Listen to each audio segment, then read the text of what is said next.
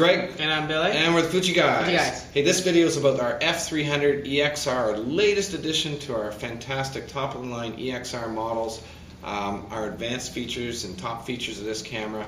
Before we get going with that video, if you want to watch a video that's what we call our startup video, you know, how to put the batteries in, take pictures, etc., just check this link out here. Okay, let's get right into this camera. Billy, the F300 features our EXR technology. If you want to see a video on EXR, we've got a separate one on that tells you a lot more about it. But basically, EXR allows you the camera to either automatically or you can manually switch the sensor to adjust for different lighting conditions. So Billy, tell us how you use and operate this in the EXR mode. Pretty simple. You set the dial on the camera to the EXR mode, so it's on that right now as default. And basically, you just point. And whatever you point at, depending on the lighting situation and the scene, it's first of all going to switch. You know, whether it's a low light scene, a high dynamic scene, or a good, decent lighting where you don't have to do with any type of special conditions. And then once it figures that out, it then figures what you're shooting, whether it's a portrait, landscape, macro, backlit portrait. Wow. Basically, it's a super automatic. Yeah, and that's what they should have named it instead. Okay. Well, anyways, and just show us how to manually set the EXR. Yeah, Greg. Of course, automatic is great to have, but sometimes you want to control it. And you're shooting in low light. So by pushing the menu OK button, we go to the EXR mode, and we have three different choices now. Yep. Resolution priority, high ISO low noise, and also dynamic range priority. Okay. So those are the three different manual control options you can have. So that's a quick look at just the EXR and how to switch it manually. Awesome. Now, one of the most amazing things about this camera, and Billy, just hold the camera sideways for a second, is that this camera, when it's turned off, can basically fit in your pocket.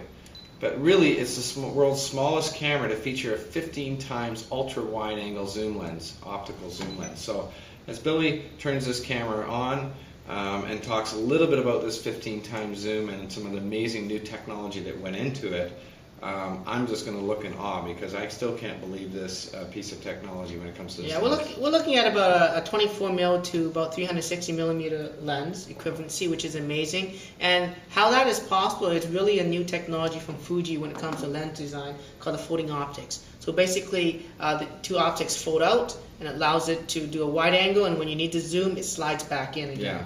And that gives it the compact size, but the benefits of long zoom. Okay. Now, to deal with the long zoom issue, of course, there's a new Ccd Shift Gyro feature on the camera that, of course, is automatic. It has more improved focus in terms of it controlling and determining the angle which the camera is shaking at. So it helps prevent blur, especially at the full 360mm zoom. Yeah, basically some of the early image stabilizations, Billy, only corrected for kind of an up and down position. Over the years we've advanced it, but this is now the most advanced, so whether you're tilting the camera up and down or sideways or back and forth, this image stabilization can handle and correct for all the situations. And I'm just looking at the zoom, of course, to use it, it's just really the zoom down top. So I'm zooming in and I'm zooming out. You can see the zoom is very smooth on this camera now. It really is. There's also a new focusing mechanism called the hybrid autofocus. Okay. So it uses contrast detection like most compact digital cameras, but we also added a phase detection focusing as well, which similar to digital SLRs out there, or even SLRs out there, it allows for super fast speed when it comes to focusing. So on the long zoom, a lot of the cameras have very difficulties in focusing, and we can see here, boom, tap, focus. Zoom out, tap, focus. You can see it's extremely fast. Even in low light, it does an excellent job. Yeah. And it's probably a lot more accurate as well. That's almost too fast to believe. You have to see a live demo of that one. So that's amazing. One of the cool features that I tried on this one when I played around with it was this thing called 360-degree panorama.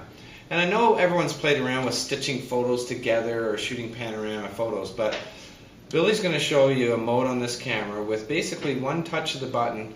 You can turn the camera in a 360-degree motion pattern and it captures seamlessly the entire scene.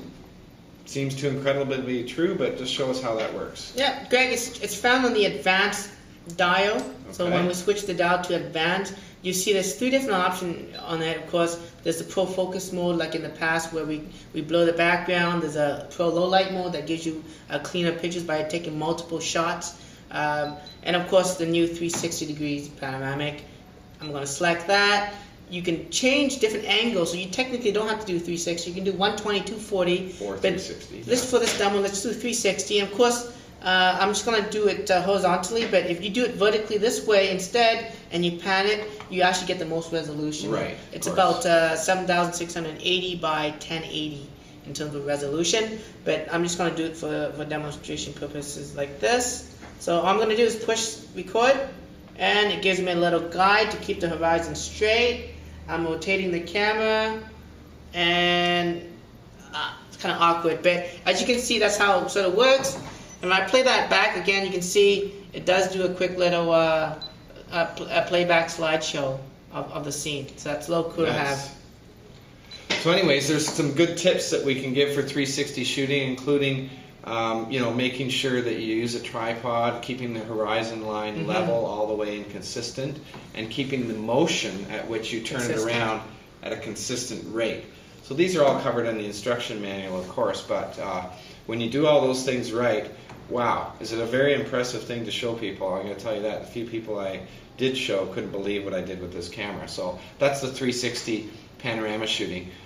This camera, as we know, besides being a great still photography tool, has got some great video features, starting with HD video. So why don't you tell us a little bit about the video, Billy? Okay, Greg. And of course, all the new Fuji cameras offer HD video. We highly recommend when using HD video to use a Class 4 SD card for you to record the videos in. And on this camera, there's just actually a dedicated video recording button. By pushing that, it starts recording, and of course, you can zoom in during the recording time.